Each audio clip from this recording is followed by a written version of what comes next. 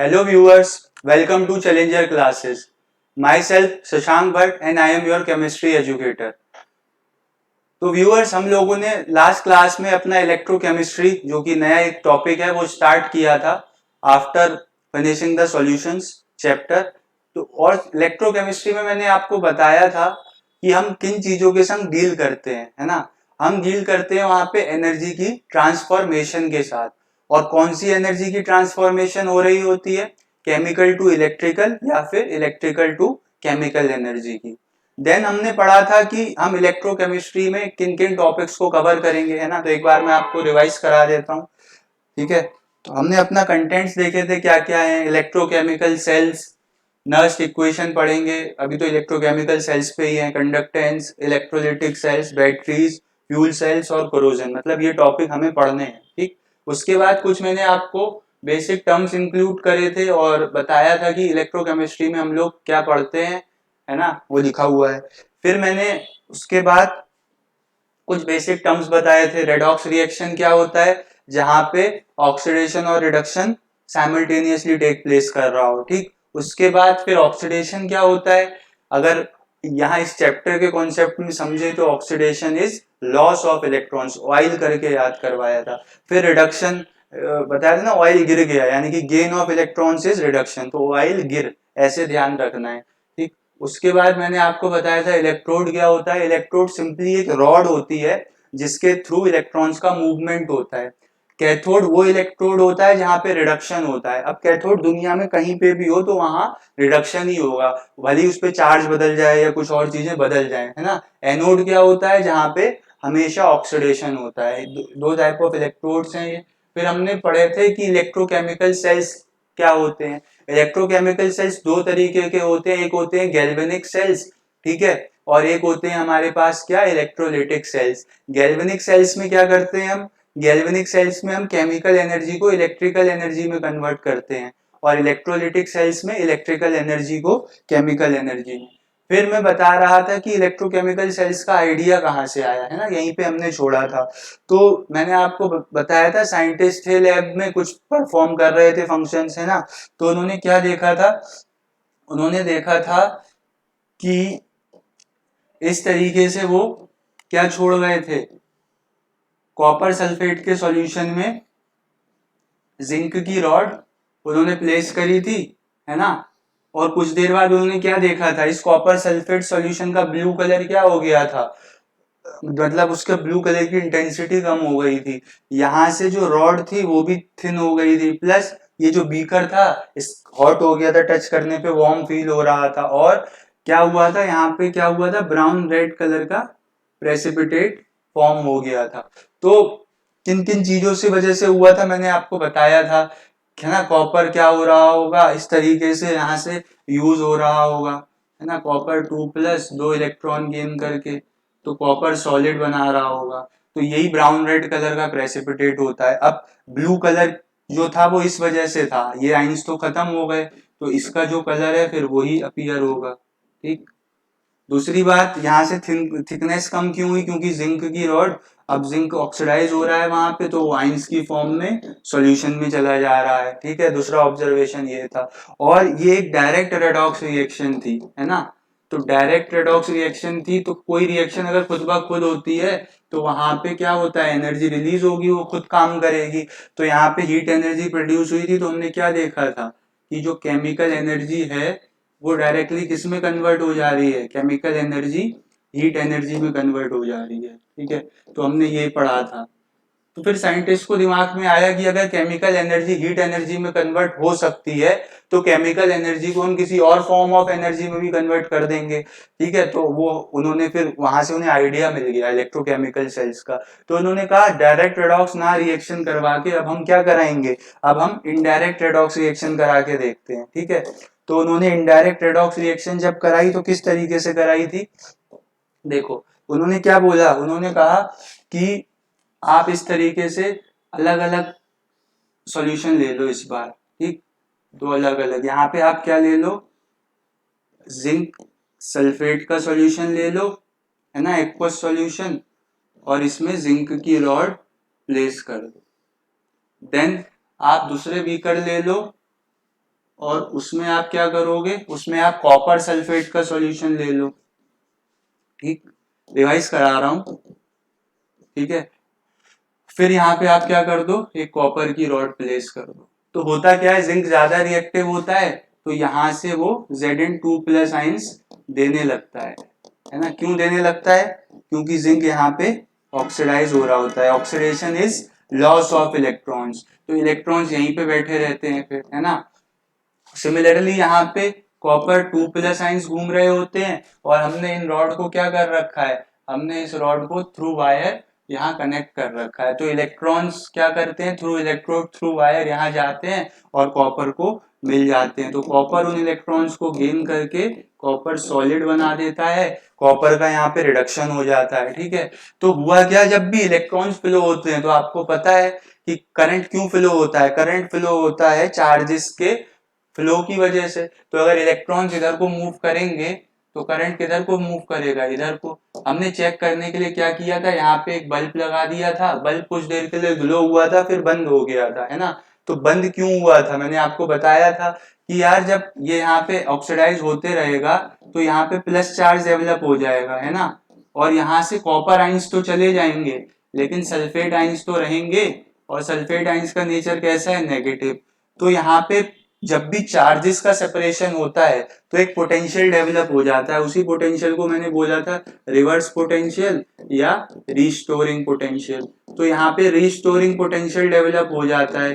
ठीक है, जिसका मैग्नीट्यूड क्या होता था, जिसका मैग्नीट्यूड होता था, नॉट नहीं लगाते हैं, जिसका मैग्नीट्यूड होता था -1.1 वोल्ट, और यहाँ जो करंट फ्लो हो रहा था उसका मैग्नीट्यूड था 1.1 वोल्ट। तो इक्वल और अपोजिट पोटेंशियल की वजह से वो बल्ब फ्रैक्शन ऑफ सेकंड्स के लिए ग्लो किया, फिर बंद हो गया। तो मैंने आपको कहा था कि अब हमें इस कोई समझना है कि ये बल्ब बंद क्यों हुआ था, ये तो मैंने आपको समझा दिया था कि ये चार्जेस के सेपरेशन की वजह से एक अपोजिट पोटेंशियल डेवलप हो गया था। लेकिन इसको हटाएंगे कैसे, है ना। तो उसी के लिए हम क्या लगाते हैं, यहाँ पे एक सॉल्ट ब्रिज लगा देते हैं, इस तरीके से सॉल्ट ब्रिज ऐसे। ठीक है, अब वो देखो क्या करेगा, वो मैं आपको समझाऊंगा, है ना। तो इस प्रॉब्लम का सॉल्यूशन क्या है, सॉल्ट ब्रिज है। ठीक, तो आगे देखते हैं, मैंने उसका एक पूरा आपको एग्जांपल सेट किया है, देखो। ठीक है, इसकी मैं ब्राइटनेस बढ़ा देता हूं। तो मेन जो हमारा शुरू हुआ है वो यहां से शुरू हुआ है। ठीक है, चलो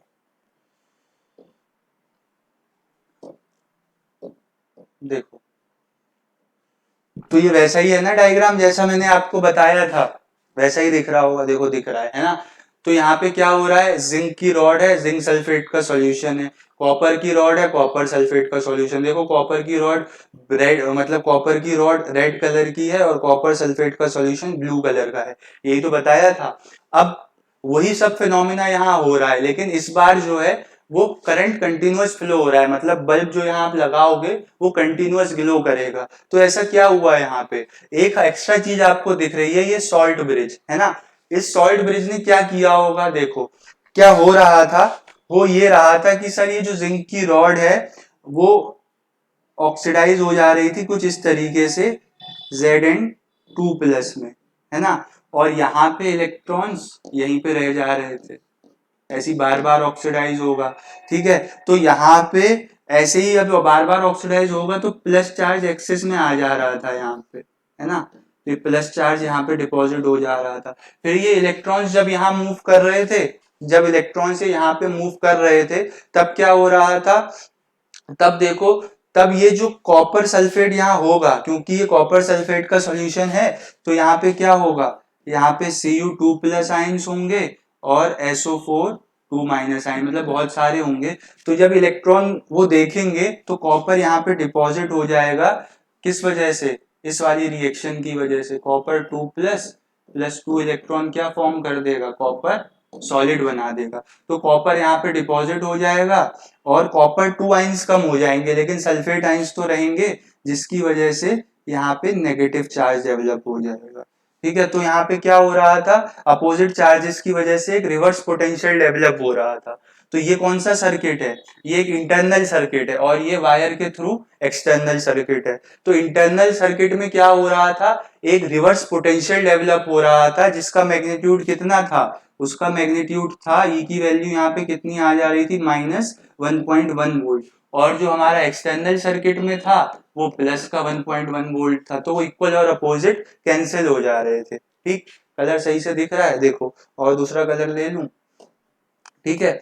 तो अब क्या हो रहा है, देखो अब ये तो व्हाइट ही दिखाएगा, ये ले लेते हैं, चलो ठीक है। अब यहाँ पे हमें इन चार्जेस को हटाना है, चार्जेस हटाएंगे तो ये हट जाएगा आपका, है ना, रिवर्स पोटेंशियल। तो ये जो सॉल्ट ब्रिज होता है ये क्या होता है, एक इन्वर्टेड यू शेप, यू ऐसा होता है ना, तो इन्वर्ट कर दिया यू को। ग्लास ट्यूब होता है, ग्लास का बना होता है, जिसके अंदर हम इलेक्ट्रोलाइट फिल करते हैं। और इलेक्ट्रोलाइट आप क्या ले सकते हो, जैसे मान लो अभी मैंने KCl ले लिया है, ठीक है, पोटेशियम क्लोराइड ले लिया है, दिख रहा है, हाँ। तो पोटेशियम क्लोराइड क्या करेगा, देखो यहां से प्लस चार्ज यहाँ पे एक्सिस में है, तो यहां से Cl माइनस आइंस इधर को मूव करेंगे, क्योंकि अपोजिट चार्जेस पे अट्रैक्शन होगा। तो Cl माइनस आइंस जब यहाँ आएंगे, और ये कौन है, जिंक के आइंस है ना, तो यहाँ पे होगा क्या, ये जो जिंक के आइंस फालतू घूम रहे थे उनको अब कौन मिल गए, क्लोरीन के आइंस, तो वो एक सॉल्युबल कंपाउंड बना देते हैं, जिंक क्लोराइड। अब ये क्या है, सॉलिड कंपाउंड है, यानी कि सॉल्युबल होगा इस सॉल्यूशन में।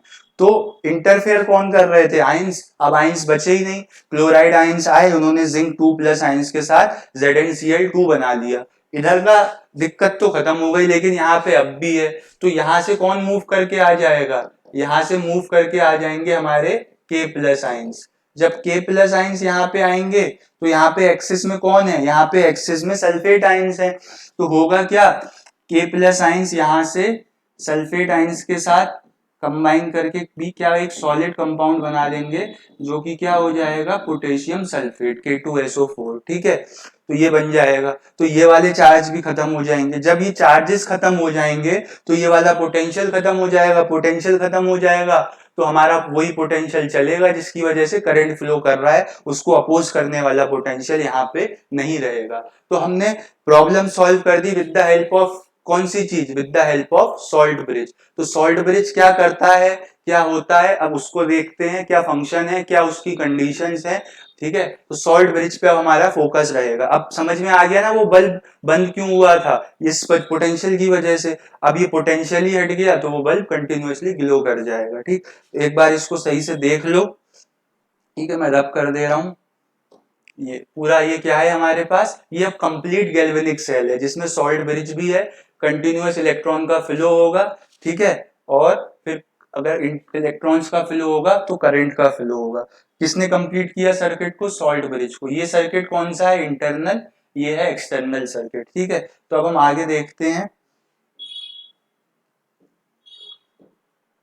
ठीक। तो अब हमारा अगला टॉपिक क्या रहेगा, सॉल्ट ब्रिज, है ना। ब्राइटनेस कम कर देता हूं, सही रहेगा आपके लिए। चलो, दिख रहा है ना नीचे, हाँ। देखो सॉल्ट ब्रिज क्या होता है, मैंने वहां पे आपको बताया था, कैसा दिख रहा था, एक इन्वर्टेड यू शेप की तरह। तो वो क्या होता है, inverted U shape porous plugged tube. अब पोरस प्लग्ड का क्या मतलब है, पोरस प्लग्ड का मतलब ये है सर कि जब आप उसे बना रहे हो, है ना, जब आप उसे बना रहे हो तो जैसे कॉटन होती है ना, कॉटन, उस तरीके से कुछ लगा रहता है, तो वैसा ही लगा होगा। जैसे ये है हमारा, ये ऐसा बना दिया, यू की तरह ही होता है ना ये। तो यहाँ पे जो उसकी ओपनिंग होती है, ठीक है, वो कैसे ऐसे होती है कि आपने कॉटन लगा दिया हो वहां पे, ठीक है, तो पोर्स होते हैं उसमें। तो porous plug tube filled with a paste of electrolyte. अब यहाँ पे आप कोई भी इलेक्ट्रोलाइट रख सकते हो, है ना, कोई भी इलेक्ट्रोलाइट रख सकते हो। कंडीशन क्या है वो अभी देखेंगे, है ना। इलेक्ट्रोलाइट आप कोई भी रख सकते हो, KCl यानी कि potassium chloride, ammonium chloride, ammonium nitride भी रख सकते हो, ठीक है, इस तरीके से। तो यहाँ पे जब इलेक्ट्रोलाइट रखोगे तो वो फिर अपोजिटली चार्ज आयंस को न्यूट्रलाइज कर देगा इन सेमी लिक्विड स्टेट, है ना, इन अगर अगर पाउडर। ये कोई सब्सटेंस है जिसका पाउडर्ड फॉर्म होता है, लेकिन हम उसको थोड़ा सा जेल टाइप में, है ना, सेमी लिक्विड स्टेट यानी कि जेल फॉर्म में कर देते हैं। क्यों, क्योंकि यार उसको मूव भी तो कराना है ना। अब सॉलिड चीज होगी तो अपने आप तो मूव करेगी नहीं, लेकिन अगर लिक्विड होगा तो हाँ उसका फ्लो होगा, फ्लूइडिटी होगी तो वो फ्लो कर जाएगा। या फिर एक सब्सटेंस होता है जिलेटिन, उसमें आप रख सकते हो। तो क्या देखा आपने, सॉल्ट ब्रिज क्या होता है? सॉल्ट ब्रिज एक porous plugged inverted U shape tube होता है जिसमें हम इलेक्ट्रोलाइट भरते हैं, और इलेक्ट्रोलाइट को सपोर्ट करने के लिए हम एक सब्सटेंस लेते हैं अगर अगर पाउडर, जिसको हम जेल फॉर्म में कन्वर्ट कर देते हैं ताकि वो भी फ्लो करने लगे इलेक्ट्रोलाइट, वरना हम जिलेटिन ले लेते हैं। ठीक है, तो ये था। अब क्या क्या कंडीशंस हैं कि हम कौन सा इलेक्ट्रोलाइट लें? इलेक्ट्रोलाइट तो बहुत सारे होते हैं, NaCl भी होता है, वो तो हमने नहीं लिया। तो सबसे पहली कंडीशन होती है कि जो आप इलेक्ट्रोलाइट लोगे वो इनर्ट होना चाहिए। इनर्ट मतलब रिएक्ट नहीं करना चाहिए। ठीक है, तो यहाँ पे हम कौन सा, मैंने तुम्हें कौन सा एग्जांपल लेके बताया था, मैंने लिया था KCl, है ना। तो KCl ने क्या किया था, KCl ने देखो जो हमारे पास Zn2 प्लस आइंस थे उनके संग कंबाइन करके क्या बना दिया था, उनके संग कंबाइन करके इसने बना दिया था ZnCl2, जो कि एक सॉलिड सब्सटेंस या सॉलिड कंपाउंड होता है और सॉल्युबल रहता है वाटर में। तो इसने क्या किया कि मतलब सॉलिड था, डिपॉजिट हो गया होगा, और आइंस की तरह नहीं रहा, आइंस इंटरफेयर कर रहे थे। सिमिलरली सेकंड वाले कंपार्टमेंट में यानी कि राइट वाले में, कैथोड में क्या था हमारे पास, सल्फेट के 2 माइनस आइंस थे जिनको किसने न्यूट्रलाइज किया होगा, K+ आइंस ने। इसने क्या बना दिया, K2SO4। ये भी एक सॉलिड सब्सटेंस रहता है। ठीक है, तो हमारे आइंस बचे ही नहीं जो जो हमें प्रॉब्लम क्रिएट कर रहे थे। ठीक है, तो वो आइंस न्यूट्रलाइज हो गए, हमारा काम बन गया। तो यहाँ पे हमने क्या देखा, इनर्ट इलेक्ट्रोलाइट का मतलब इट शुड नॉट रिएक्ट, किनके संग रिएक्ट नहीं करना चाहिए, it should not react with the components of the cell, है ना। जो आपके कंपोनेंट्स हैं सेल के, उनके संग रिएक्ट नहीं करना चाहिए। कंपोनेंट्स या कॉन्स्टिट्यूएंट्स बोल दो, है ना, जिनकी वजह से आपका सेल वर्क करेगा आयंस की वजह से। तो इनर्ट इलेक्ट्रोलाइट का मतलब समझ आ गया कि वो इलेक्ट्रोलाइट्स जो हमारे जो सेल में आयंस हैं उनके संग मतलब कोई ऐसा रिएक्शन ना करे जो इंटरफेयर करे करंट को फ्लो कराने में। रिएक्शन तो यहाँ पे भी हुई, लेकिन एक सॉलिड कंपाउंड बन गया जो हमारे को कोई इंटरफेरेंस क्रिएट नहीं करवा के देगा। दूसरी बात, उनकी आयनिक मोबिलिटी अच्छी होनी चाहिए। आयनिक मोबिलिटी मतलब जैसे कि अब आप यहाँ पे क्या था, K+ और Cl-, तो ये नहीं कि Cl- भाई पहले पहुंच जा रहा है, K+ बाद में पहुंच रहा है, क्योंकि हमें दोनों कंपार्टमेंट्स में, लेफ्ट वाले पे एनोड था, राइट वाले में कैथोड, तो एनोडिक और कैथोडिक कंपार्टमेंट्स में या फिर दोनों हाफ सेल्स में क्या होना चाहिए, जो इलेक्ट्रोलाइट के आइंस पहुंचने चाहिए वो सेम स्पीड से पहुंचने चाहिए। क्योंकि अगर कोई आगे पीछे हुआ, मान लो एक कैटाइन पहले पहुंचा, एनाइन बाद में पहुंचा, तो ये जो इधर वाली चीज है, मतलब जो कैटाइन जिस वजह से जिसको न्यूट्रलाइज कर रहा है वो बाद में हो जाएगी, है ना। कहने का मतलब ये है कि जो भी पहले पहुंचेगा उधर वाले कंपार्टमेंट में पहले चीज न्यूट्रलाइज हो जाएगी। पोटेंशियल तो फिर भी रहेगा, चार्ज रहेंगे, तो जो दोनों तरफ चार्जेस हैं हमारे एक्सेस, वो इस तरीके से न्यूट्रलाइज हो कि पोटेंशियल बचे ही ना। तो वो न्यूट्रलाइज इस तरीके से कब हो सकते हैं, जब दोनों एक साथ न्यूट्रलाइज हो। और दोनों एक साथ न्यूट्रलाइज कब होंगे, जब हमारे जो इलेक्ट्रोलाइट के आयंस हैं दोनों एक साथ पहुंचेंगे, कहां पे, एक साथ पहुंचेंगे सॉल्यूशन में। ठीक है, तो गुड आयनिक मोबिलिटी का मतलब क्या है कि both the ions of electrolyte should move, है ना, कैसे मूव करना चाहिए, should move with equal speeds, है ना। आयनिक मोबिलिटी को आप स्पीड की तरह कंसीडर कर सकते हो कि इक्वल स्पीड के संग मूव करें, so that other ions can be neutralised, दिख रहा है ना इधर नीचे, हाँ, जिसकी वजह से न्यूट्रलाइज हो जाएं दूसरे आयंस एट सेम टाइम, है ना, एक ही टाइम पे न्यूट्रलाइज हो जाए। तो क्या क्या देखा हमने, हमने देखा कि जो इलेक्ट्रोलाइट होना चाहिए वो इनर्ट होना चाहिए, पहली बात। दूसरी बात, उसकी आयनिक मोबिलिटी अच्छी होनी चाहिए। इनर्ट का मतलब जो हमारे आयंस हैं सॉल्यूशन में सेल के, उनके संग ऐसा रिएक्शन ना करे जिससे इंटरफेरेंस हो जाए। दूसरी बात, अगर मूव करे दोनों आयंस इलेक्ट्रोलाइट के, तो भाई एक साथ पहुंचने चाहिए सॉल्यूशन में, एक आगे या एक बाद में एक पहले नहीं, ताकि हमारे जो उसमें आयंस इंटरफेरेंस क्रिएट कर रहे हैं वो एक साथ न्यूट्रलाइज हो। तो सॉल्ट ब्रिज समझ में आ गया, क्या कंडीशंस होनी चाहिए जो इलेक्ट्रोलाइट हम लेंगे सॉल्ट ब्रिज में, वो भी समझ आ गई। ठीक है, तो अब मैं बात बताऊंगा इसके फंक्शंस क्या हैं सॉल्ट ब्रिज के। ठीक है, तो इसको रब कर रहा हूँ, इसमें से नोट करना है तो कर लो कुछ। ठीक, अब मैं इसको रब करके तुम्हें बताता हूँ इनके फंक्शंस। ठीक, चलो, अब सॉल्ट ब्रिज के फंक्शंस क्या होते हैं। तो आपने अभी क्या देखा था, सबसे पहले तो हमारा जो इंटरनल सर्किट था वो इनकम्प्लीट था। इंटरनल सर्किट मतलब जो वो सॉल्यूशंस के अंदर से था, है ना, उन दोनों कनेक्ट वायर के थ्रू तो बाहर से था। तो वो पहली बात क्या करता है, वो इंटरनल सर्किट को कंप्लीट करता है। ठीक, पहली बात क्या है कि वो इंटरनल सर्किट को कंप्लीट करता है। दूसरी बात, वो इलेक्ट्रिकल न्यूट्रलिटी मेंटेन करता है, मतलब इधर जिंक के आयंस एक्सेस में थे, उधर सल्फेट के आयंस, तो दोनों को न्यूट्रलाइज किसने किया, जो सॉल्ट ब्रिज के अंदर हमारा इलेक्ट्रोलाइट था वो, तो उसने क्या मेंटेन कर दी, मेंटेन करा उसने इलेक्ट्रिकल न्यूट्रलिटी को। ठीक है, उसके बाद एक ये नया टर्म आया है क्या, लिक्विड जंक्शन पोटेंशियल, वो इसको भी मिनिमाइज करता है। देखो लिक्विड जंक्शन पोटेंशियल का क्या मतलब है, लिक्विड जंक्शन पोटेंशियल का ये मतलब है कि अगर मैं उन दोनों जो हमारे सॉल्यूशन थे उनको एक साथ रख देता हूं, ठीक है, एक साथ रख देता हूं मतलब, और उन्हें सेमी परमिएबल मेम्ब्रेन से सेपरेट कर रहा हूं। यहाँ पे क्या है, सेमी परमिएबल मेम्ब्रेन है। ठीक है, यहाँ पे हमारे पास क्या है, जिंक सल्फेट का सॉल्यूशन है। ठीक है, यहाँ पे जिंक सल्फेट है एक्वस, और यहाँ पे कॉपर सल्फेट है एक्वस। ऐसी तो होता था, बस इस बार इन दोनों को मैंने एक साथ रख दिया। यहाँ पे क्या है, यहाँ पे जिंक की रॉड है, और यहाँ पे क्या है, यहाँ पे कॉपर की रॉड है, और ये आपका क्या है, ये वायर है ना, इस तरीके से। तो होता कि, और ये क्या है, सॉल्ट ब्रिज भी लगा दो। सॉल्ट ब्रिज, अब हाँ सॉल्ट ब्रिज लगाना तो पड़ेगा ही ना, वरना उसका फंक्शन कैसे होगा। ठीक, तो यहाँ पे हमने क्या लगा दिया, सॉल्ट ब्रिज लगा दिया। तो देखो होता क्या था, ये जिंक की रॉड होती थी कि नहीं होती थी, तो ये जिंक की रॉड क्या करती थी, जिंक की रॉड ऑक्सीडाइज करके Zn2+ आइंस दे देती थी।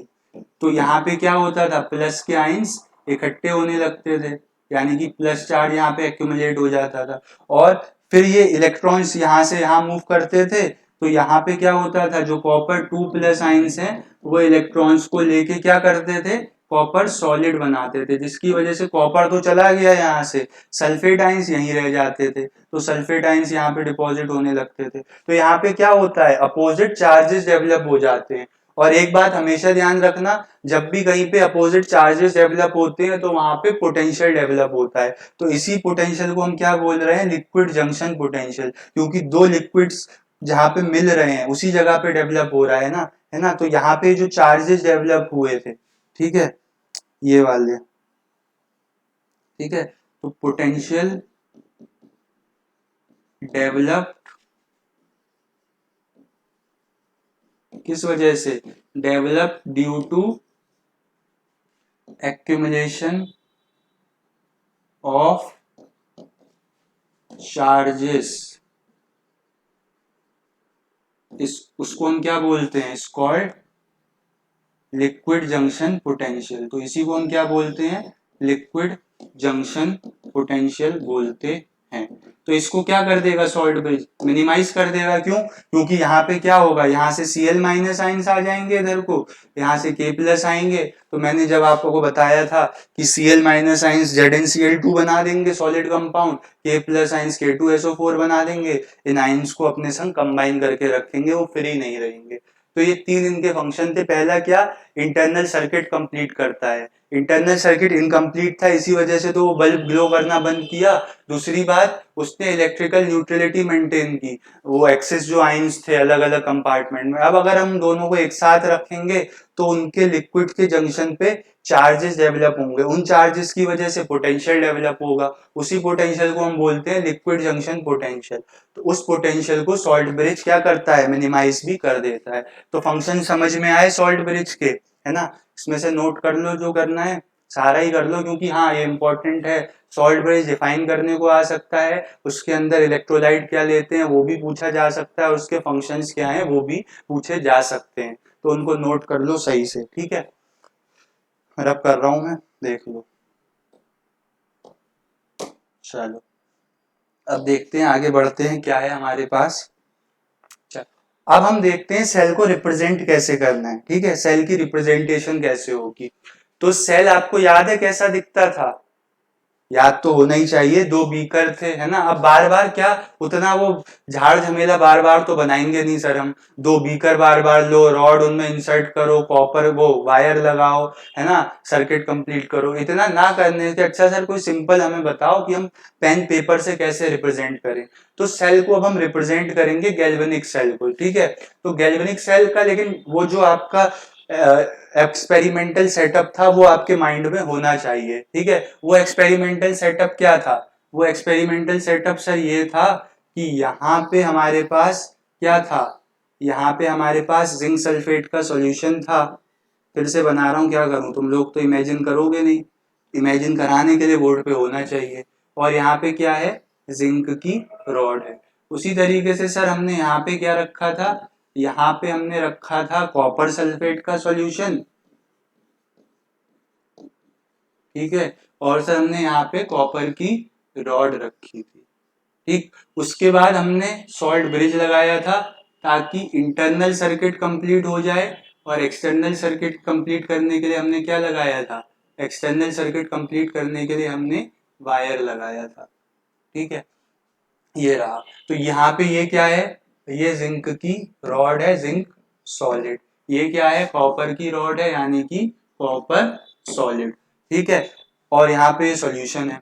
तो मैंने अभी तुम्हें बता रखा है कि इतना मान के चलो, जिंक ज्यादा रिएक्टिव होता है, तो जिंक पहले रिएक्ट करेगा। और जिंक क्या है, मेटल, मेटल की टेंडेंसी होती है इलेक्ट्रॉन लूज करने की। तो यहाँ पे क्या रिएक्शन हो रही होती है, जिंक सॉलिड से कन्वर्ट होकर सॉल्यूशन में जाता है, एक्वस आयंस बनाता है, और तो इलेक्ट्रॉन लूज करता है। तो बताओ, जब इलेक्ट्रॉन लूज करते हैं तो इस फिनोमिना को क्या बोलते हैं, ऑक्सीडेशन। ऑयल, है ना, ऑयल गिर, oxidation is loss of electrons. और ऑक्सीडेशन कौन से वाले इलेक्ट्रोड पे होता है हमेशा दुनिया में, कहीं पे भी, एनोड पे। तो ये क्या बन गया हमारा, जिंक का एनोड, है ना। अब यहां से इलेक्ट्रॉन लूज करे होंगे तो इलेक्ट्रॉन ये रॉड पे ही रहते हैं, क्योंकि रॉड क्या होता है, medium through which electrons move. तो इलेक्ट्रॉन्स जब यहाँ पे रहेंगे तो एनोड कैसा हो जाएगा, नेगेटिव चार्ज। अब ये इलेक्ट्रॉन्स यहाँ आएंगे तो कॉपर को मिलेंगे, तो कॉपर कहेगा लाओ भाई दे दो, क्योंकि कोई भी चीज जो होती है वो चार्ज फॉर्म में अनस्टेबल होती है, अपने आप को स्टेबलाइज करना चाहेगी, ठीक है। तो फिर क्या होगा, इलेक्ट्रॉन्स यहाँ आएंगे, दो इलेक्ट्रॉन लेके कॉपर सॉलिड बना देंगे। तो यहाँ पे गेन ऑफ इलेक्ट्रॉन्स क्या होता है, ऑयल गिर, gain of electrons is reduction. और रिडक्शन हमेशा कौन से वाले इलेक्ट्रोड पे होता है, रिडक्शन हमेशा कैथोड पे होता है। तो ये कॉपर का क्या बन गया, कैथोड। और बताओ यहाँ पे चार्जेस कैसा डेवलप होगा, क्योंकि कॉपर के 2+ आइंस यहाँ से उठ के यहाँ जा रहे हैं ना। यहाँ पे क्या हो रहा था, जिंक 2+ यहाँ आ रहे थे, तो कॉपर के उठ के वहां जाएंगे तो प्लस चार्ज वहां जा रहा है, तो कैथोड कैसा होगा, पॉजिटिवली चार्ज। ये किस केस में हमने बात करी है, ये हम बात कर रहे हैं गैल्वेनिक सेल की, या फिर इस पर्टिकुलर एग्जाम्पल को हम क्या बोलते हैं, इस पर्टिकुलर एग्जाम्पल को हम लोग डेनियल सेल भी बोल देते हैं। मतलब इसी टाइप के सेल को नाम दिया गया है, जिंक और कॉपर के जो कॉम्बिनेशन से मिलके बना होता है उसी को हम डेनियल सेल बोलते हैं। और गैल्वेनिक सेल तो पर्टिकुलर है ना, जहाँ पे क्या हो, जहाँ पे केमिकल एनर्जी से इलेक्ट्रिकल एनर्जी का कन्वर्जन हो, उसको गैल्वेनिक सेल बोला जाएगा। अब पर्टिकुलर अगर जिंक और कॉपर का कॉम्बिनेशन से मिलके वो गैल्वेनिक सेल बना है तो उसको हम डेनियल सेल बोलते हैं, ठीक है। तो यहाँ पे ये वाला कंपार्टमेंट तुम मैंने क्या बताया था, इसको हम बोल देते हैं एनोडिक हाफ सेल, है ना। और इसको क्या बोल देते हैं, कैथोडिक हाफ सेल। तो ये तो पूरा डायग्रामेटिक रिप्रेजेंटेशन हो गया। अब सर हमें तो क्या करना है, हमें तो सर उससे करना है सिंपल तरीके से। तो देखो उसके लिए तुम गैल्वेनिक सेल में एक चीज ध्यान रखना, लोन। लोन लोन का मतलब क्या होता है सर? लोन का मतलब होता है बैंक से पैसे उधार लेना। नहीं, यहाँ पे लोन का मतलब है L for left, O for oxidation, A for anode और एन फॉर नेगेटिव। यानी कि सर अगर हम गैल्वेनिक सेल में काम कर रहे हैं तो हमारे पास लोन होगा, मतलब लेफ्ट हैंड साइड वाले जो हाफ सेल है उस पे क्या होगा, उस पे ऑक्सीडेशन होगा, है ना। तो इसी को हम क्या बोल देते हैं, ऑक्सीडेशन हाफ सेल भी बोल देते हैं। और राइट वाला फिर उल्टा चलेगा, राइट पे क्या हो रहा होगा, रिडक्शन, और हो भी रहा है। तो ये क्या हो जाता है सर, रिडक्शन हाफ सेल हो जाता है। ठीक है, इस तरीके से। अब देखो यहाँ पे तो लेफ्ट वाले पे, और इसको रिप्रेजेंट कैसे करते हैं, देखो लेफ्ट में पहले क्या था तुम्हारे पास, पहले जिंक की रॉड थी सॉलिड, तो इस तरीके से आप लिख दोगे जिंक। लिख दिया, ध्यान से देखना, ठीक है, एक एक स्टेप। उसके बाद इसके नीचे इसका जो फेज है वो भी लिख दो, सॉलिड है सॉलिड लिख दो। फिर फेज को सेपरेट करते हुए एक लाइन, क्योंकि जिंक सॉलिड किस में कन्वर्ट हो रहा है, जिंक 2+ एक्वस आयंस में। तो ऐसे एक लाइन बना के फिर लिख देना जिंक 2+, और ये काय में है, एक्वस मीडियम में। अब इन दोनों को सेपरेट कौन कर रहा है, सॉल्ट ब्रिज। सॉल्ट ब्रिज को हम ऐसे दो डंडों से दिखाते हैं। फिर यहाँ कॉपर पहले कैसे था, 2+ में, तो कॉपर 2+ में लिख दोगे एक्वस करके, है ना। और फिर बाद में किस में चला गया, कॉपर सॉलिड में। तो ये होती है सेल रिप्रेजेंटेशन। जो चीज आपकी लेफ्ट में थी, मतलब जो चीज आपकी एनोड थी वो आपने ऐसे रिप्रेजेंट कर दी, है ना, और जो चीज आपकी कैथोड थी वो आपने ऐसे रिप्रेजेंट कर दी। देखो ऑक्सीडेशन हो रहा है कि नहीं, जब कोई चार्ज नहीं है मतलब इसकी ऑक्सीडेशन स्टेट 0 है ना। और यहाँ पे क्या चार्ज है, +2, तो 0 से +2 जाना, इंक्रीज हुआ नहीं हुआ, तो इंक्रीज इन इस चार्ज को भी हम ऑक्सीडेशन स्टेट बोलते हैं। यहाँ पे डिक्रीज हुआ नहीं, 2+ से 0 हो गया, है ना। तो रिडक्शन का मतलब ही रिड्यूस हो, रिडक्शन का मतलब ही हो रहा है कम होना। तो 2+ से चार्ज कम हुआ तो यहाँ रिडक्शन हुआ, ठीक है। तो यहाँ पे कौन सी चीज क्या क्या बताती है देख लो। यहाँ पे ये जो लाइन होती है ये बताती है सेपरेशन बिटवीन फेजेस, मतलब दो अलग अलग फेजेस के सब्सटेंस हैं, कोई सॉलिड है तो लिक्विड है ना, इस तरीके से। और ये लाइन क्या बताता है, ये बताता है सॉल्ट ब्रिज है, मतलब आपने जो दो हाफ सेल्स हैं उनको वाया सॉल्ट ब्रिज कनेक्ट कर रखा है, ठीक। कई बार क्या दिया होता है, एक तो ये हो गई रिप्रेजेंटेशन, ठीक, इसको देख लो, देख लिया, है ना। ये ध्यान रखना लोन, है ना, लेफ्ट हैंड वाले पे ऑक्सीडेशन, और वो एनोड होगा और नेगेटिवली चार्ज होगा, ठीक। इसको अगर मैं और अच्छे फॉर्म से बताऊं तो मैं लिख के यहाँ बताता हूँ, इसको देख लो, ये वैसे पहले से बता रखा है, ठीक है। इसको देखो और अच्छे फॉर्म से कैसे बताएंगे, देखो, चलो देखो कैसे लिखेंगे। जिंक था सर पहले सॉलिड, तो सॉलिड की तो कंसेंट्रेशन डिफाइन नहीं होगी, लेकिन अब ये पहुंच गया Zn2+ आइंस एक्वस में, और आइंस की कंसेंट्रेशन होगी, तो ऐसे ब्रैकेट में यहाँ पे कंसेंट्रेशन भी लिख दी जाती है 1 मोलर, मोलैरिटी में। फिर आपका सेपरेशन ऑफ फेजेस आ गया। फिर क्या था, यहाँ पे पहले कॉपर 2+ आइंस की फॉर्म में था, तो इसकी भी कुछ कंसेंट्रेशन होगी, मान लो सेम ही है 1 मोलर, और फिर ये पहुंच रहा है कॉपर सॉलिड में, तो सेपरेशन ऑफ फेजेस दिखा दिया। तो इस तरीके से रिप्रेजेंट करते हैं, ठीक। यहाँ पे मैंने तुम्हें बता दिया ये क्या था, ये वाला जो पूरा चीज है ना, ये वाला पार्ट, ये क्या है, ये हमारा ऑक्सीडेशन हाफ सेल है, वो जो लेफ्ट वाला हम बना रहे थे, है ना, ऑक्सीडेशन हाफ सेल। आई बात समझ में। और ये क्या है हमारे पास, ये हमारे पास रिडक्शन हाफ सेल है, शॉर्ट में लिख दिया मैंने, ये क्या है, रिडक्शन हाफ सेल, ठीक। और देखो, देखो, और ये वाली लाइन क्या बता रही है, ये वाली जो लाइन है, ये लाइन क्या बता रही है, ये बता रही है सेपरेशन ऑफ किसके, सेपरेशन ऑफ फेस के बारे में, मतलब सर दोनों चीज अलग अलग स्टेट ऑफ मैटर में प्रेजेंट हैं, लिख रहा है ना वहां पे। हाँ, इधर वाली चीज सॉलिड है, इधर वाली चीज एक्वस है, तो उसको जो डिस्टिंग्विश कर रहा है वो ये लाइन कर रही है। और ये क्या है, ये आप बोल सकते हो कि सर जंक्शन है, जंक्शन है ना ऑफ टू सॉल्यूशन, या फिर इसी को हम क्या बोलेंगे कि सर ये सॉल्ट ब्रिज है जो कि सर्किट को कंप्लीट करता है इंटरनल वाले। और ये जो लिखा है ये क्या है सर, ये है हमारे पास कंसंट्रेशन ऑफ सॉल्यूशन बोल लो या आयनिक स्पीसीज। तो सारी बातें समझ में आ गई है ना। यहाँ पे क्या हो रहा है, ऑक्सीडेशन देखो, ऑक्सीडेशन स्टेट देखना सीख लो, कुछ नहीं है तो जीरो, वरना जितनी चार्ज है वो तो जीरो से +2 गया ऑक्सीडाइज हो गया, यहाँ 2 प्लस से 0 गया कम हुआ तो ऑब्वियसली वो रिडक्शन हुआ। याद कैसे रखना है ये सब सर हमें, हम कैसे ध्यान रखेंगे, तो गैल्वेनिक सेल में हमेशा ध्यान रखना क्या, गैल्वेनिक सेल में हमेशा लोन चलेगा। लोन मतलब क्या सर, लोन मतलब जो लेफ्ट वाला पे काम हो रहा होगा वो ऑक्सीडेशन होगा, और वो कौन सा वाला इलेक्ट्रोड होगा, वो एनोड होगा, और कैसा उस पे चार्ज होगा, नेगेटिव चार्ज होगा। तो ये बात समझ में आई, बताओ मुझे, सब दिख रहा है क्लियर, ठीक। तो हमने यहाँ पे क्या किया है, ये सेल को रिप्रेजेंट करना सीखा है, ठीक है। अब हम देखेंगे कि सेल की हेल्प से हम रिएक्शन कैसे लिख सकते हैं, ठीक है, तो वो देखते हैं। चलो मैं एक बार इसको नोट कर लो, ठीक, देखो, चलो तो मेरे पास क्या था सेल, वही वाला फिर से बना रहा हूं, जिंक, ठीक है। जिंक सॉलिड से किस में कन्वर्ट हुआ, Zn2 में।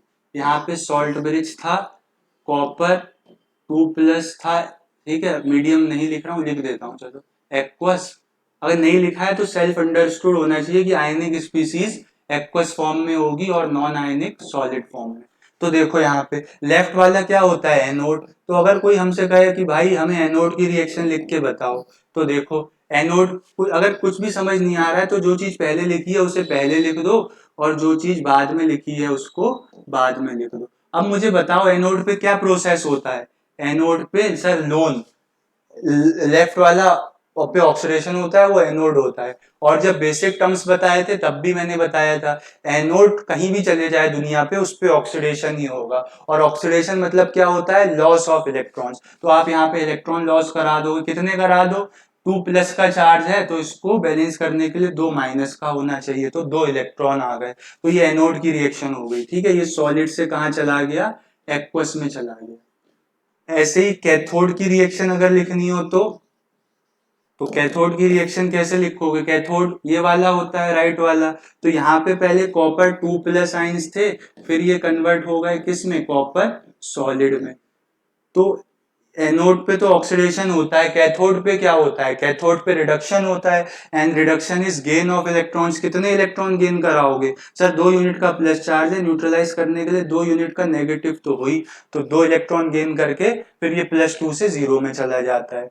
तो ये क्या हो गई, कैथोड एनोड की रिएक्शन। अब अगर सर मुझे ओवरऑल सेल रिएक्शन लिखनी है, मतलब मेरे पूरे सेल में हो क्या रहा है ना, तो ओवरऑल सेल रिएक्शन कुछ नहीं, सिंपली इनको ऐड करके आ जाती है। देखो इसको इक्वल टू का साइन समझो, तो इक्वल टू के इधर उधर दो चीजें हैं तो ये कैंसिल हो जाएंगी, तो यहाँ क्या बचेगा, जिंक सॉलिड बचेगा।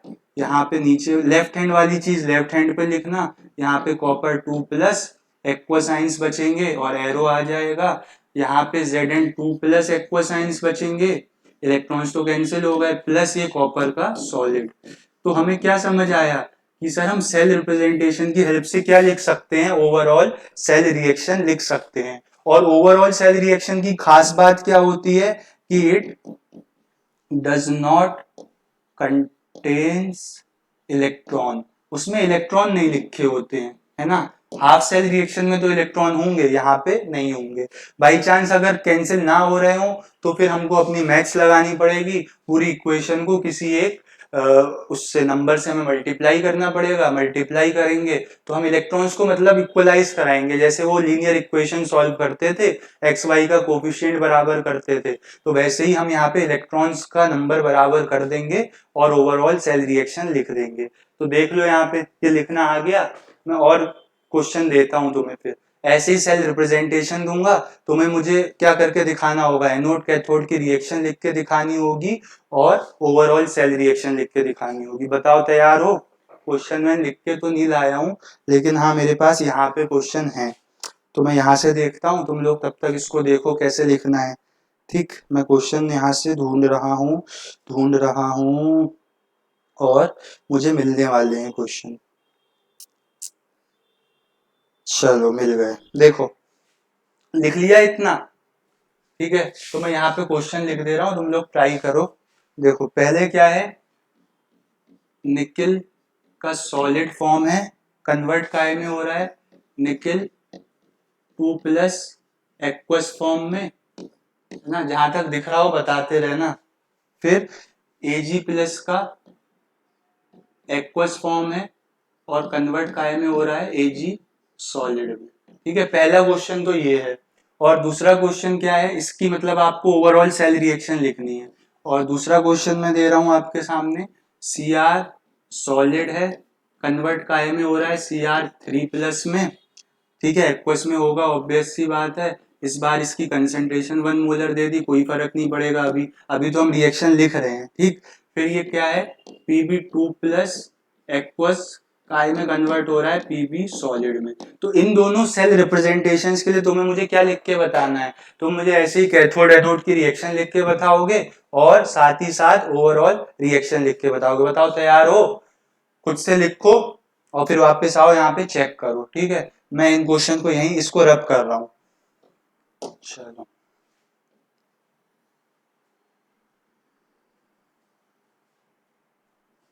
आ जाओ फिर मैदान में। देखो पहला क्वेश्चन हमारे पास क्या है, पहला क्वेश्चन है हमारे पास कि सर निकिल सॉलिड फॉर्म में प्रेजेंट है और फिर काय में जा रहा है, निकिल 2+ आइंस में जा रहा है ना, दोबारा से लिख रहा हूं। और फिर Ag+ आइंस हैं, ये काय में जा रहे हैं, Ag सॉलिड आइंस में।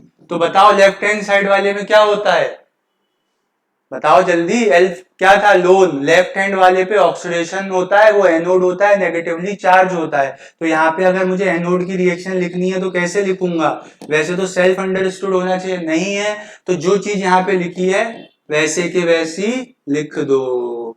और फिर निकिल सॉलिड से कहा जा रहा है, 2+ में जा रहा है। ठीक है, और 2+ कैसा है, आयनिक है, तो एक्वस होगा। अब sir oxidation is loss of electrons, तो इलेक्ट्रॉन लॉस करा दिए, कितने कराए, वो चार्ज इंडिकेट कर रहा है, अगर 2+ चार्ज आया है तो 2 इलेक्ट्रॉन लूज हुए होंगे।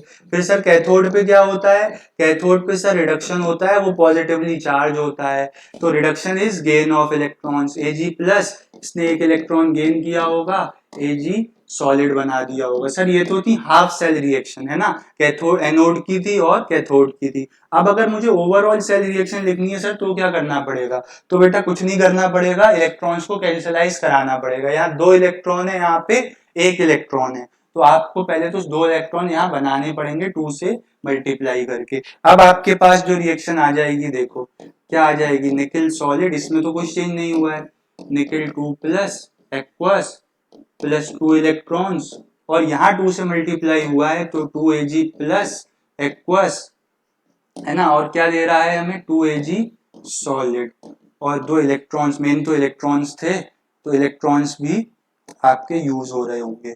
अब आप इनको ऐड कर दो सिंपली इक्वेशंस की तरह, इन 2 इलेक्ट्रॉन से ये 2 इलेक्ट्रॉन्स कैंसिल हो जाएंगे, तो फाइनल सेल रिएक्शन क्या आ जाएगी, निकिल सॉलिड +2Ag+ के आयंस एक्वस में, और यहाँ क्या बचेगा, निकिल 2+ एक्वस आयंस, और साथ में 2 हमारे Ag सॉलिड के मॉलिक्यूल्स या आइटम्स। तो ये ओवरऑल सेल रिएक्शन समझ में आई, ये क्या थी, ये थी हमारी ओवरऑल सेल रिएक्शन। समझ में आया एनोड कैथोड की रिएक्शन और ओवरऑल सेल रिएक्शन कैसे लिखते हैं। ठीक है, तो ये था, ये क्वेश्चन तो हो गया, मैंने किया है, अब ये वाला तुम करोगे, करो जल्दी से। चलो चलो चलो चलो चलो जल्दी आ जाओ, ऐसे ही करना है। ठीक है, देख लो, इसकी हिंट ले लो, इसको लिख लो और वो करो, और फिर वापस यहाँ पे आओ फटाक से। अभी हम सेल रिप्रेजेंटेशन से रिएक्शन लिखना सीख रहे हैं, फिर हम रिएक्शन से सेल रिप्रेजेंटेशन भी करेंगे, तो जल्दी आज इतना तो कर ही लो। चलो रब कर रहा हूं इस वाले को।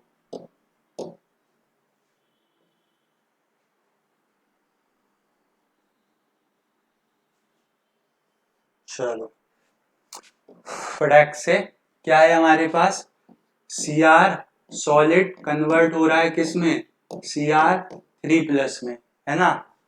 बार बार मैं तुम्हें फेज लिख के बता रहा हूं ताकि आदत डाल लो, क्योंकि इंसान क्या है, इंसान इंसान है, जानवर थोड़ी है। और दूसरा भी इंसान है, दूसरा भी इंसान शायद हो या ना हो, वो क्या देखता है, वो गलती देखता है बस। और तुम गलती करोगे ही करोगे, कभी सर फेज नहीं लिख रहे हो, कभी सॉल्ट ब्रिज नहीं बना रहे हो, कभी ये लाइन नहीं बना रहे हो, तो ये गलती मत करो, मौका दो ही मत किसी को पॉइंट आउट करने का, है ना। चलो एनोड, लेफ्ट वाला सर एनोड होता है गैल्वेनिक सेल में, गैल्वेनिक सेल ही पढ़ रहे हैं हम। वहां पे क्या होता है, ऑक्सीडेशन होता है। कुछ नहीं समझ आ रहा है तो जो जैसे दिया है वैसे लिख लो, पहले Cr था फिर Cr3+ है एक्वस फॉर्म में। अब इसको आप बैलेंसिंग करो, देखो 3+ चार्ज है तो 3- का भी होना चाहिए, और ऑक्सीडेशन होता भी लॉस ऑफ इलेक्ट्रॉन से। फिर कैथोड पे आ जाओ, कैथोड पे क्या होता है, रिडक्शन होता है, तो रिडक्शन करा दो। Pb3+ थे, Pb2+, सॉरी, है ना, Pb क्या है, Pb2+ है यहाँ पे। चलो तो Pb2+ और फिर 2 इलेक्ट्रॉन गेन करेगा, है ना, और क्या बना देगा, Pb सॉलिड बना देगा। यहाँ 3 इलेक्ट्रॉन है, यहाँ 2 इलेक्ट्रॉन है। ओवरऑल सेल रिएक्शन बताओ कैसे आएगी। देखो वहां पे तो एक से ही मल्टीप्लाई करके काम चल गया था, यहाँ हमें दोनों को इक्वलाइज कराना है। तो देखो इसको तुम 2 से मल्टीप्लाई कर देना, ये 6 इलेक्ट्रॉन बन जाएंगे, इसको 3 से कर देना, ये भी 6 बन जाएंगे, तो कैंसिल हो जाएंगे। डायरेक्ट लिख रहा हूँ, ओवरऑल सेल रिएक्शन क्या आ जाएगी, ये 2 से मल्टीप्लाई हुई है तो 2Cr सॉलिड, है ना। फिर इधर उधर तो बाद में लिखेंगे, इधर वाला चीज Pb का मल्टीप्लाई किससे हुआ है, 3 से, तो 3Pb2+ एक्वस मीडियम।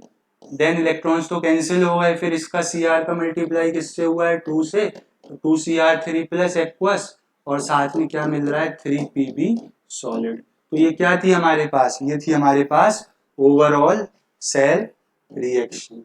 तो ओवरऑल सेल रिएक्शन लिखना आ गई ना। अब कभी भी तुम्हें सेल रिप्रेजेंटेशन दी होगी तो उससे ओवरऑल सेल रिएक्शन लिखना सीख जाना बेटा, क्योंकि आगे नेक्स्ट इक्वेशन पढ़ोगे उसमें ऐसे ही क्वेश्चन गिवन होगा, बस कंसंट्रेशन और जुड़ जाएंगी, तो फिर तुम्हें जब तक ये इक्वेशन लिखना नहीं आएगी तब तक वो क्वेश्चन नहीं होंगे। ठीक है, तो इतना क्लियर है। हमने क्या सीख लिया, हमने सीख लिया sir from cell representation to cell reaction वाला खेला कैसे होता है, हमने वो सीख लिया। अब हम उल्टा चलेंगे, सेल रिएक्शन की हेल्प से क्या देखेंगे, सेल रिएक्शन की हेल्प से देखेंगे, अभी हमने ये किया है ना, अब हम क्या करेंगे, सेल रिएक्शन की हेल्प से सेल को रिप्रेजेंटेशन करेंगे। तो हम सेल रिप्रेजेंटेशन पूरा तो लिख देते भाई लो।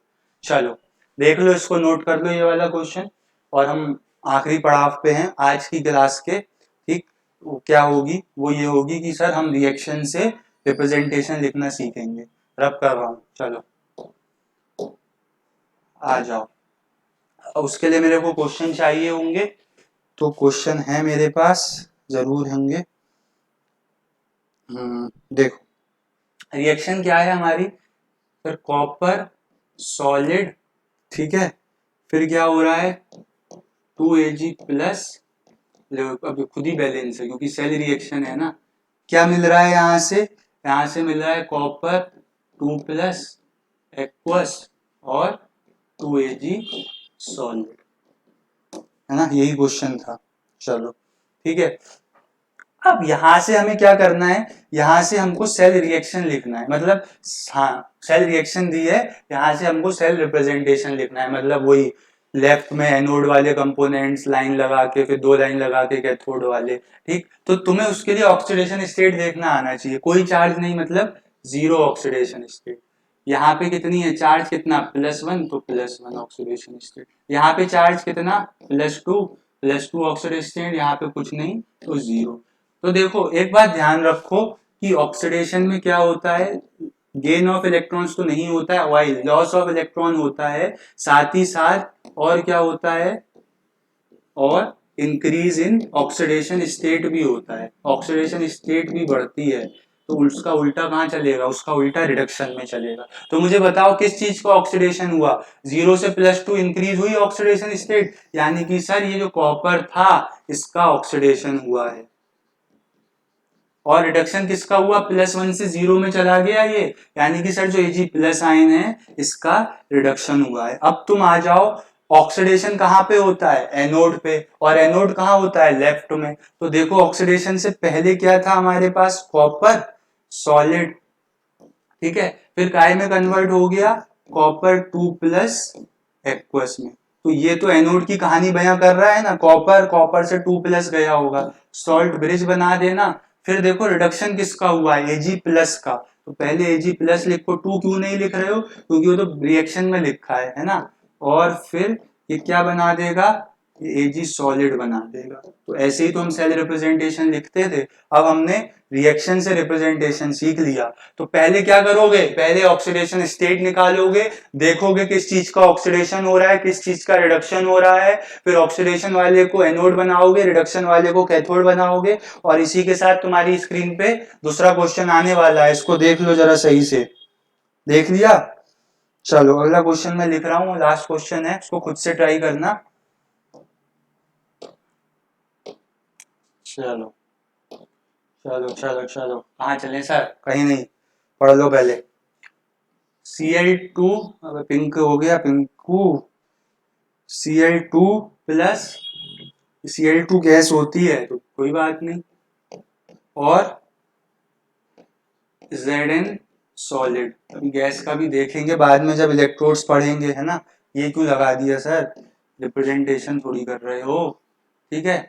और फिर क्या है, क्वेश्चन याद नहीं रहते हैं यार, कंटेंट तो मैं याद करके आ जाता हूँ, है ना, कितना पढ़ाना है मुझे, लेकिन क्वेश्चन याद नहीं होते हैं। ऐसा नहीं है, पूरा चैप्टर आता है मुझे, बस ये है कि वीडियो लेंदी ना हो तो इसलिए थोड़ा थोड़ा करके पढ़ाते हैं। चलो आ जाओ इधर, लास्ट क्वेश्चन है, कर लो पहले खुद से। यहाँ से क्या करना है आपको, सेल रिप्रेजेंटेशन लिखनी है, देखो। चलो Cl2 की ऑक्सीडेशन स्टेट बताओ, Cl2 पे कोई चार्ज है, नहीं है। और जब भी कोई चीज पे चार्ज ना हो, या वो अपनी नेचुरल स्टेट में एग्जिस्ट कर रहा हो, जैसे मेटल सॉलिड होते हैं, ये हेलोजन, ये गैस होती है फ्लोरीन क्लोरीन, तो उनका ऑक्सीडेशन स्टेट सर क्या होता है, 0। और Zn भी मेटल है, सॉलिड में है, तो क्या, 0। फिर Zn पे कितना चार्ज है, +2, यहाँ पे ऑक्सीडेशन स्टेट +2। क्लोरीन पे कितना चार्ज है, -1, तो ऑक्सीडेशन स्टेट -1। बताओ किसका ऑक्सीडेशन, किसका reduction, oxidation is loss of electrons, but in terms of oxidation number, oxidation is increase in oxidation state. तो 0 से कौन, ये तो -1 जा रहा है, ये जा रहा है ना 0 से +2, तो इसका क्या हो रहा है सर, इसका ऑक्सीडेशन हो रहा है। और ये 0 से कहा जा रहा है, -1, भाई -1 कम होता है 0 से, तो इसका क्या हो रहा है, रिडक्शन। तो बताओ लेफ्ट पे कौन होता है, एनोड, और एनोड पे क्या होता है, ऑक्सीडेशन। तो पहले क्या था, जिंक कन्वर्ट काहे में हो रहा है, जिंक 2+ में, सॉल्ट ब्रिज लगा होगा। फिर देखो पहले रिड्यूस होने से पहले ये Cl2 है, तो पहले ये ऐसा आ जाएगा, और बाद में रिड्यूस होने के बाद कैसा आ जाएगा, बाद में ये Cl- एक्वा साइंस की तरह हो जाएगा। सेल रिप्रेजेंटेशन समझ में आई, नहीं भी आई तो इस सेल रिप्रेजेंटेशन से तुम रिएक्शन लिखना, तब उल्टा प्रोसेस समझ में आएगा, तुम देखोगे यही रिएक्शन आ जाएगी, तो तुम समझ जाओगे कि हम सही कर रहे हैं। तो हमने क्या देख लिया, हमने देखा सर गैल्वेनिक सेल अब वर्क कर रहा है अच्छे से with the help of salt bridge. Salt bridge क्या होता है, उसमें कौन सा इलेक्ट्रोलाइट लेते हैं, उसके क्या फंक्शंस होते हैं, देन हमने सेल को रिप्रेजेंट किया। ठीक है, तो नेक्स्ट क्लास में हम लोग इससे आगे बढ़ेंगे और फिर पोटेंशियल्स के बारे में पढ़ेंगे, electrode potential, standard electrode potential, cell potential, ये सब उसको कैलकुलेट करना सीखेंगे। ठीक है, तो इसको अच्छे से करो। कहाँ गई स्लाइड, हाँ आ गया, डरा देते हो यार। चलो ठीक है, तो उसको यहीं ओवर करते हैं, ये भी ब्लिंक कर रहा है। आज के लिए इतना ही, थैंक यू, पढ़ते रहो, नेक्स्ट क्लास में मिलते हैं, ठीक।